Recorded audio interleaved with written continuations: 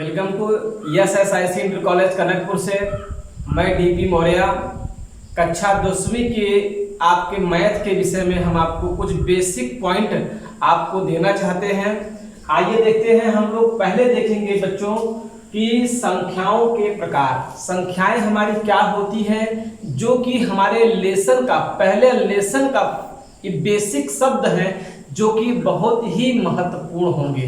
आपके दिमाग में बहुत सारे कंफ्यूजन हो सकते हैं कि क्या संख्याएं होती हैं। बच्चों एक बार ध्यान देना, आप लोग जानते हैं कि वास्तविक संख्याएं क्या होती हैं। जितनी भी संख्याएं होती हैं वो सभी वास्तविक संख्याएं होती हैं। जैसे हम लोग कहते हैं 0 से लेकर के +1 +2 +3 इन्फिनिटी अनंत तक हम लोग जाएंगे उसे, और 0 से लेकर के -इन्फिनिटी तक की जो संख्याएं होती हैं उन्हें हम लोग कहते हैं वास्तविक संख्या के नाम से जाना जाता है। अब ये वास्तविक संख्या है, इसका भाग हुआ। एक होती है बेटा हमारा काल्पनिक संख्याएं। काल्पनिक संख्या क्या होती है? जिनकी हम लोग कल्पना करते हैं, जिसकी हम लोग केवल कल्पना कर सकते हैं, उसे हम लोग कहते हैं काल्पनिक संख्या। जिसकी एक निश्चित वैल्यू हमारे प्राप्त न हो उसे हम लोग कहते हैं क्या? काल्पनिक संख्या होती है। आइए हम लोग बात करते हैं प्राकृतिक संख्याएं क्या होती हैं। प्राकृतिक संख्याएं हमारी 1 2 3 4 ... इन्फिनिटी। जिन संख्याओं को हम गिन सकते हैं उसे हम लोग कहते हैं प्राकृतिक संख्या कहते हैं। आप बताइए, आप ये नहीं कहेंगे कि प्राकृतिक संख्याएं 0 से शुरू होती हैं। कभी आप सपोज करिए कि हमारे पास ये उंगलियां हैं, अगर मैं उंगलियों को गिनना चाहता हूं तो 0 1 2 3 4 ये नहीं कहते। हम क्या बोलते हैं? 1 2 3 4 5। मतलब किसी भी चीज को काउंटिंग करने के लिए हम जिन संख्याओं का मेजरमेंट करते हैं उसी को हम लोग कहते हैं क्या? प्राकृतिक संख्या होती है। तो प्राकृतिक संख्याएं जो होती है हमेशा 1 2 3 4 ... आदि होती है ना। अब आगे देखिए, एक बेटा हमारा पूर्ण संख्या क्या होती है? पूर्ण संख्या वो होती है जो 0 से प्रारंभ होती है। 0 1 2 3 4 ... आदि होती है। इसे हम लोग कहते हैं बेटा पूर्ण संख्या होती है। क्या होती है बेटा? हमारा पूर्ण संख्या होती है। कौन कौन? एक हमारे 0 से पूर्ण संख्या जो मेजरमेंट होती है वो 0 से प्रारंभ करते हैं, 1 2 3 4 5 ... इन्फिनिटी तक हमारे जाते हैं। और एक बेटा होता है पूर्णांक संख्या। क्या होती है? पूर्णांक संख्याओं के 2 भाग होते हैं। एक बेटा हमारा +0 से लेकर के +इन्फिनिटी तक जाते हैं तो धन पूर्ण संख्या होती है।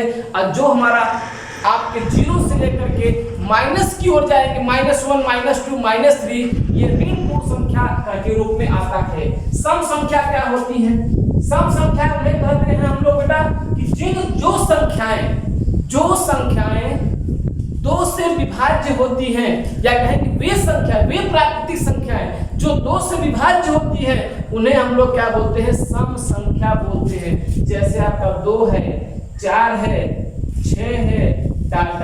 मतलब कि हम सम संख्या उन संख्याओं को कहेंगे कि जिन संख्याओं का इकाई अंक, याद रखिएगा बेटा, जिन संख्याओं का इकाई अंक हमारा 2 हो, 4 हो, 6 हो, 8 हो, चाहे कितनी बड़ी संख्या हो, 10 आपके 0 हो, किसी भी संख्या के सापेक्ष जिस संख्या का इकाई अंक 2 8 6 और 0 आदि होते हैं उन्हें सम संख्या। जिसे आपके दिमाग में आ गया कि ये संख्या कैसी है, अब आपके दिमाग में आएगा कि संख्या सम संख्या है कि विषम संख्या है। तो आप ये देखिए, the place of the value, किसकी इकाई अंक क्या है? इकाई अंक 0 है, अर्थात ये सम संख्या है।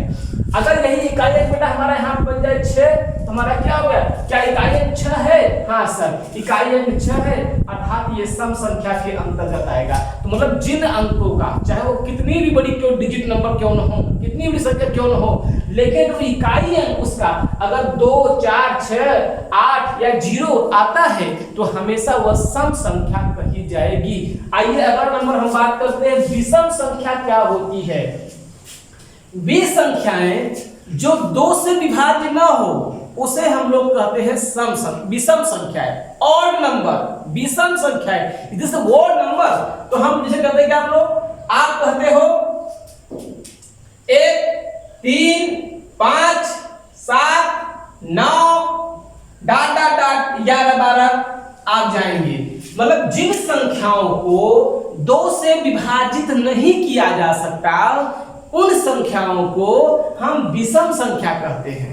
याद रखना बेटा, जैसे आपके दिमाग में था ये संख्या आपको लिखी हुई है, अब ये संख्या सम है विषम है कि क्या है, अब आपको सोचना नहीं है। आप ये देखिए कि आपका महोदय जी 30 नंबर का इकाई अंक क्या है। इकाई अंक अगर हमारा विषम संख्या है, जैसे 1, 3, 5, 9 आदि आते हैं, तो उन्हें हम लोग क्या कहते हैं, ये विषम संख्या। इसे बिना सोचे बिना समझे आप ये विषम संख्या है, कितने भी बड़ी संख्या क्यों न हो, लेकिन है क्या, यह है विषम संख्या होती है ना बेटा। आइए आगे देखिए, एक बेटा हमारा होता है भाज्य संख्या। क्या होती है भाज्य संख्या, ये बच्चों ये ध्यान रखिएगा, भाज्य संख्याओं सभी सम संख्याएं भाज्य होती है। याद रखना कि सभी सम संख्याएं भाज्य हो सकती है। क्या सभी विषम संख्याएं भाज्य हो सकती हैं? भाज्य का मतलब यह हुआ कि जिन संख्याओं का गुणनखंड 1 से अधिक बार होता है, जिन संख्याओं का गुणनखंड 1 से अधिक बार होता है, उन संख्याओं को हम लोग बोलते हैं क्या, एक भाज्य संख्या कहते हैं। जैसे हम लोग कहेंगे 4 हो गया, 4 देखिए 4 से भी कटेगा, 1 से भी कटेगा, 2 से भी कटेगा, 6 हो गया, 8 हो गया, 9 हो गया, 10 हो गया, 12 हो गया। ऐसे ऐसे देखिए जो नंबर मैंने आपको लिखा है ये संख्याएं 2 से भी कट ही रही है, 1 से भी कट रहा है, 4 से भी कट रहा है। तो जिन संख्याओं का गुणनखंड 2 से अधिक बार हो उसे हम लोग भाज्य संख्याओं के अंतर्गत लेते हैं। याद रखने का। और जिन संख्याओं का गुणनखंड सिर्फ 2 बार हो उसे हम लोग बोलते हैं अभाज्य संख्या। जैसे 2, 3, 5, 7, 11 आदि जाकर है। अब आप देखिए मैं जो संख्या ले 2 या तो 1 से कटेगा या तो 2 से कटेगा। तो जिन संख्याओं का गुणनखंड या जो संख्याएं अपने से कटे और 1 से कटे 1, तो उसे हम लोग बोलते हैं अभाज्य संख्या बोलते हैं। इसको दिमाग में रखिएगा। सबसे मोस्ट इंपॉर्टेंट आपका है परिमेय संख्या। परिमेय संख्या क्या होती है? याद रखना बेटा कि जिन संख्याओं को P/Q के रूप में लिखा जाए, ध्यान में रखिएगा, जिन संख्याओं को P/Q के रूप में लिखा जाए परंतु Q0 = 0, जिस संख्या पर ये दोनों नियम हमारे लागू होंगे उन्हें हम लोग कहेंगे परिमेय संख्या। अर्थात वे संख्याएं जिसे P/Q के रूप में लिखा जाए परंतु Q0 ना हो उसे हम लोग क्या बोलते हैं? तो आप क्या कहेंगे? इसको कहेंगे परिमेय संख्या। जहां P और Q क्या है? P और Q बिलोंगिंग टू R। ये R का मतलब बेटा क्या है? R का मतलब होता है वास्तविक संख्या। याद रखना R का मतलब यहाँ पे क्या हुआ? वास्तविक संख्या है। P और Q कोई भी वास्तविक संख्या हो सकती है परंतु Q क्या नहीं होगा? वह हमारा 0 नहीं होगा। याद रखना कि अगर किसी भी संख्या का अगर Q 0 हो गया मतलब कि हर 0 हो गया तो वह संख्या परिमेय संख्या नहीं होगी, वह संख्या एक अपरिमेय संख्या के रूप में आएगी जिसे आप कहेंगे अपरिभाषित संख्या कहलाएगी। याद रखना बेटा P/Q लिखा जाए Q0 = 0 उसे हम लोग कहेंगे परिमेय संख्या कहेंगे। जैसे मैं आपको एग्जांपल देना चाहता हूं, इसको मैं इरेज कर रहा हूं क्योंकि आप उसको नोट करते रहेंगे। जैसे आपको दिया है, अगर कोई आपसे पूछता है 2 क्या है? 2 क्या है? 2 एक परिमेय संख्या है कि नहीं? आपके मन में प्रश्न बनेगा कि सर यह 2 एक परिमेय संख्या है कि नहीं? आप कहोगे जी हाँ है, क्योंकि मैं इसके दोनों रूलों को फॉलो कराना चाहूंगा। क्या ये दोनों नियम ये दोनों इसमें फॉलो हो रहे हैं? आप कहेंगे हाँ। आप ऐसा भी जानते हैं किसी संख्या में अगर 1 से डिवाइड कर देंगे तो उस संख्या की वैल्यू में कोई परिवर्तन नहीं आएगा। तो आप यहाँ पे ये देखिए कि ये 2 एक वास्तविक संख्या है अर्थात ये P/Q के रूप में तो है, ये है हाँ। P भी क्या है? P भी एक वास्तविक संख्या, P = 2 और Q बराबर क्या रहा है? 1। क्या इसका द्वितीय नियम, क्या Q इसका 0 है? आप कहोगे हाँ, Q नॉट इक्वल टू 0, अर्थात ये दोनों नियम को, यह दो जो है इसके दोनों नियम को फॉलो कर रहा है।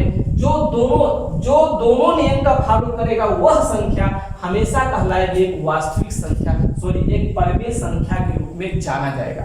आप हमेशा दिमाग में रखिए, कोई भी संख्या, सभी वास्तविक संख्याएं, मेरी दिमाग की बात सुनिएगा, सभी वास्तविक संख्याएं एक परिमेय संख्या होती है, ये दिमाग में रखिएगा। जितनी भी वास्तविक संख्या होगी, जितनी भी आप लीजिए, वो सभी आपके परिमेय संख्या होती है। जो संख्या परिमेय संख्या नहीं होती उसके बारे में बात करते हैं। आपके मन में एक सवाल आता होगा, जैसे हम लोग 0/1 है और 1 है बेटा 1/0, क्या दोनों के उत्तर एक ही हैं? बात को समझने का प्रयास कीजिएगा। किसी भी संख्या से 0 में भाग देते हो तो उसका उत्तर आप लोग क्या लिखते हो? 0। क्या लिखते हो? 0। क्यों लिखते हो? क्योंकि हमारा ये देखिए जो परिमेय संख्या का नियम है कि P हमारा 0 हो गया और Q हमारा क्या हो गया? 1। याद रखना, P और Q, इसका Q हमारा इसके 0 के बराबर नहीं है। तो किसी भी संख्या से 0 में भाग देने पर 0 आता है, जबकि किसी भी संख्या में अगर हम लोग 0 से भाग देंगे तो उसका उत्तर क्या आता है? अपरिभाषित, अपरिमेय, जिसकी कोई परिभाषा नहीं हो, जिसकी कोई अंत ना हो, वही हमारा अपरिभाषित संख्या। ये बच्चों बहुत ही महत्वपूर्ण है, क्योंकि देखिए यह अगर कोई पूछे कि 0 में 1 से भाग दिया तो 0 आता है, क्योंकि यह एक परिमेय संख्या के नियम का पालन कर रहा है। लेकिन 1 में 0 से भाग दिया तो उसका उत्तर क्या आया? अनंत, अर्थात अपरिभाषित। ये अपरिभाषित है, ये परिभाषित नहीं हो रहा है। कोई पूछे कि 1 में 0 से भाग दिया तो अनंत क्यों आया, अपरिभाषित क्यों हुआ, तो आप यही बोलोगे कि यह परिमेय संख्या के नियम का पालन नहीं कर रहा है। क्यों? क्योंकि ये P/Q के रूप में तो है, P भी है वास्तविक संख्या और 0 भी क्या है? Q है, वह भी वास्तविक संख्या है। लेकिन जो इसका दूसरा नियम है Q नॉट इक्वल टू 0, सभी वास्तविक संख्याएं Q हो सकता है लेकिन क्या नहीं होगा? 0। तो जिस भी संख्या का हर 0 हो गया, इसे अंश बोलते हो, उसे हर बोलते हो आप लोग, जिसका आपका अंश जो है, अंश और हर, जिसका हर आपका 0 हो गया, हमेशा वह अपरिभाषित संख्या कहलाएगी। याद रखना, चाहे कितनी भी बड़ी संख्या क्यों हो, अगर आप उसमें अगर आप 0 से भाग देते हो तो उसकी संख्या क्या आएगी? कहेंगे इंफिनिटी। क्यों? क्योंकि यह परिमेय संख्या का नियम का पालन नहीं करेगी।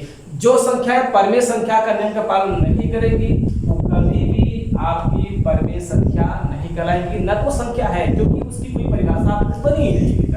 अगर आपको बोलता है, जैसे कि मैं एक आपको कल्पना बता रहा हूं, जैसे कि 1 में 1 से भाग दिया तो 1 आता है। क्यों?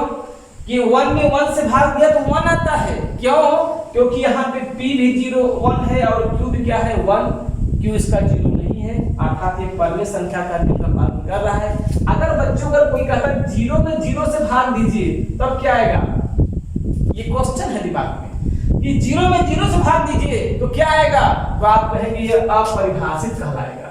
क्या बेटा? हमारा अपरिभाषित। मैथ में 0 से 0 में भाग देने पर क्या आती है?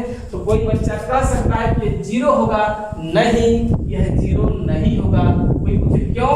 क्योंकि 0 में 0 से भाग देने पर अपरिभाषित क्यों आ रहा है? तो आप कहेंगे क्योंकि आपने परिमेय संख्या के नियम का पालन नहीं किया। क्योंकि परिमेय संख्या का नियम क्या कहता है कि अंश जो है 0 हो सकता है लेकिन हर हमारा कभी 0 नहीं होगा। तो अर्थात महोदय अगर कोई बोलता है कि 0/0 यह परिभाषित है कि अपरिभाषित, तो आप साफ साफ बोले कि अपरिभाषित। क्यों? क्योंकि आप परिमेय संख्या के नियम का पालन नहीं कर रहे। बातें समझ में आपको आ रही है थोड़ा थोड़ा। एक देखिए अगला शब्द हमारा बेटा क्या है? अपरिमेय। अपरिमेय का मतलब क्या हुआ? अपरिमेय जब से √2, √3, √4, √5 ये संख्याएं आती हैं। अगर कोई पूछे √2 क्या है, परिमेय है कि अपरिमेय, तो आप पहले ये बोलिए कि यह परिमेय है कि अपरिमेय, इसके लिए हमारा ये दोनों शर्त फॉलो होने चाहिए। पहले तो हम ये सोचेंगे कि अंडर√2 क्या वास्तविक संख्या है कि नहीं। तो आप क्या देख रहे हैं कि वास्तविक संख्या में आ रहा है अंडर√2? नहीं। अच्छा ठीक है सर, मैंने इसका 1 बोल दिया, ये बोल दिया कि 1 से भाग भी दे दिया, तो आप कहोगे कि सर इसका जो अंश है और हर, अंश जो है वास्तविक संख्या नहीं है और हर क्या है, वास्तविक संख्या है। जबकि आपके परिमेय संख्या के लिए आपने ये सुना कि अंश और हर दोनों वास्तविक होने चाहिए, तो जबकि देखिए इसमें अंश आपका वास्तविक नहीं है और हर हमारा वास्तविक है, तो जिसमें अंश और हर दोनों वास्तविक ना हो तो हम परिमेय संख्या शब्द बोल ही नहीं सकते। यहाँ बोलेंगे जो संख्याएं करणी से पूर्ण रूपेण एक वास्तविक संख्या न प्राप्त करा पाए उसे हम लोग क्या बोलेंगे, अपरिमेय संख्या। याद रखना बेटा, अंडर√2, अंडर√3, अंडर√5, अंडर√7 ये सब क्या है, ये सारे जो होते हैं, पाई जो हो गया, ये सब क्या है, अपरिमेय संख्या है। क्या है बेटा, ये अपरिमेय संख्या होती है। ठीक है, तो ये अगर कोई बोले क्यों ऐसा होता है, तो क्योंकि अंडर√2 या अंडर√3 या अंडर√7, अंडर√5 जितने भी हमारे हैं यह एक वास्तविक संख्या नहीं है। जब वास्तविक ही नहीं है तो परिमेय संख्या का शब्द ही वहां पर नहीं आएगा, क्योंकि ये परिमेय संख्या के नियम का पालन नहीं कर रहा है। इस बात को आप भली भांति ध्यान रखिएगा। ठीक, अब देखिए कोई बोलते हैं अंडर√4 है, अंडर√4 क्या है, यह परिमेय है क्या परिमेय? तो आपके दिमाग से आएगा सर जी यह परिमेय है क्या परिमेय? तो अंडर√4 जब करनी से निकलता है दो संख्याएं लेकर के, -2 और +2, ये दो संख्याएं आपकी आएंगी 100% है। चाहे -2 का वर्ग करोगे तब भी 4 आएगा, +2 का वर्ग करोगे तब भी 4 आएगा। ये दोनों संख्याएं जब करनी से आउट होती हैं तो उस अवस्था में प्लस माइनस के रूप में निकलती हैं। ओके, अब आप ये देख सकते हो कि -2 हो चाहे +2 हो, यहाँ पे देखिए -2 भी है और +2 भी है। क्या दोनों ये वास्तविक संख्या है? हाँ, अगर आप दोनों वास्तविक संख्या हो तो ये सिद्ध होता है कि अंडर√4 जो है एक वास्तविक संख्या है। ये जरूरी नहीं है कि जो संख्याएं करनी में होंगी वह अपरिमेय संख्या होंगी। तो जो संख्याएं करनी से पूर्ण रूप में निकल सकती हैं और निकलने के बाद एक वास्तविक संख्या का रूप अगर धारण करती हैं तो उसे भी हम लोग क्या बोलेंगे, परिमेय संख्या बोलते हैं। हमें उम्मीद है कि आप देखेंगे कि कितना इसमें आया। आज ये मैं इस क्लास में आपको थोड़ा सा डिस्कस किया संख्याओं के प्रकार क्या होते हैं और ये सब चीजें। आप लोग बच्चों एक शब्द आपके दिमाग में और बनता होगा, चर और अचर, दो शब्द हैं। अच्छा सॉरी, मैंने एक पार्ट आपको नहीं बताया कि काल्पनिक संख्या क्या होती है। काल्पनिक संख्या क्या होती है याद रखना बेटा, जैसे हमारा आ गया -4 करनी में, आपका आ गया -8 आ गया, जो भी संख्याएं। अब आप देखिए ये काल्पनिक का मतलब इसकी हमने कल्पना किया है। अगर कोई कहता है इसे -√4 है और प्लस, मान लीजिए +√4 है और -√4 है, दोनों देखिए समान संख्या है, ये धनात्मक ये ऋणात्मक है। तो बेटा एक ध्यान में रखिएगा कि ये करनी में जो अंडर4 दिया हुआ है ये आएगा -2 एंड +2, क्योंकि आप -2 का वर्ग करोगे तब भी आपका 4 आएगा, आप +2 का वर्ग करोगे तब भी कितना आएगा बेटा, हमारा +4 ही आएगा।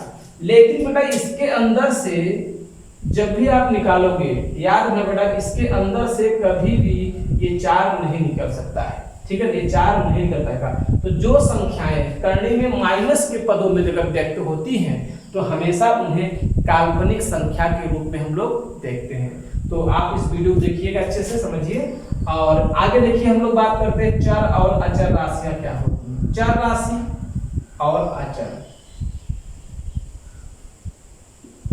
चर और अचर के बारे में हम लोग बात करेंगे कि चर राशियां क्या होती हैं और अचर राशियां क्या होती हैं। दो शब्द आपके समक्ष मैथ में बहुत बार मिलेंगे, चर और अचर, वेरिएबल और नॉन वेरिएबल। वेरिएबल का मतलब क्या होता है, वेरिएशन। वेरिएशन का मतलब होता है चेंजिंग, परिवर्तन।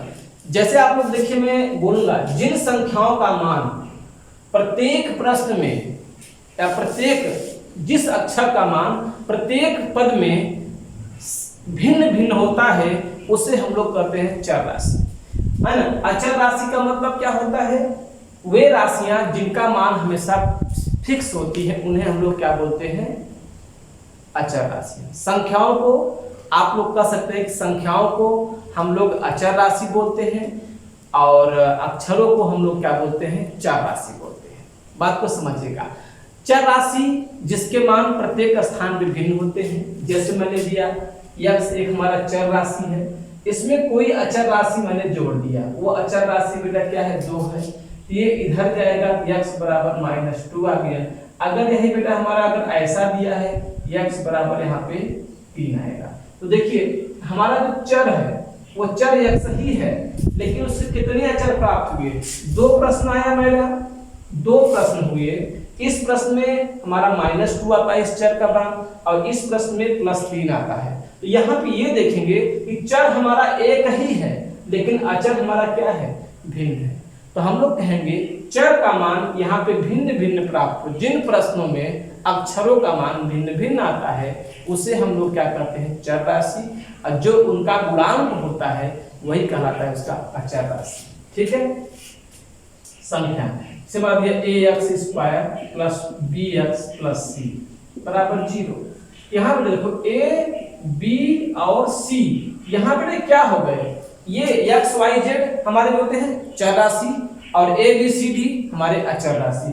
a b और c इस बहुपद में a b c एक हमारा अचर राशि है जबकि x जो है हमारा चर राशि है। तो आप ध्यान दें, चर का मतलब क्या हुआ, जो परिवर्तनशील हो, और अचर का मतलब जो परिवर्तन नहीं होता। 2 है, संख्या कोई 2 लिखा है तो किसी भी प्रश्न का उत्तर अगर 2 आया है तो पूरे विश्व में कोई भी अगर इसको देखेगा संख्या 2 को 2 ही बोलेगा। ये हमेशा हर प्रश्न में अगर 2 लिखा है 2 ही आएगा होगा उसकी वैल्यू। लेकिन x अगर लिखा है, y लिखा है, z लिखा है, इसकी वैल्यूबल हमारे चेंज होती है। तो मैं आज आपको यही क्लास के बारे में बताया। आज मैं अगली क्लास में मैं आपको बहुपद के विषय में बताऊंगा कि बहुपद क्या होते हैं, उनकी कैसे वेरिएशन होते हैं। और इस क्लास में आप संख्या पद्धति को आपने देखा और मैं इसी पे क्लास को क्लोज करता हूँ। आगे आपको जो भी पद मिलेंगे आप इस वीडियो को पूरी तरह देखिए और अपने क्लास के सभी विद्यार्थियों को इंडिकेट करिए कि हमारी जो क्लास मैथ क्या स्टार्ट मैंने किया है, आप पूरी देखिए, क्रम बाय क्रम आपको पूरा मिलेगा। धन्यवाद और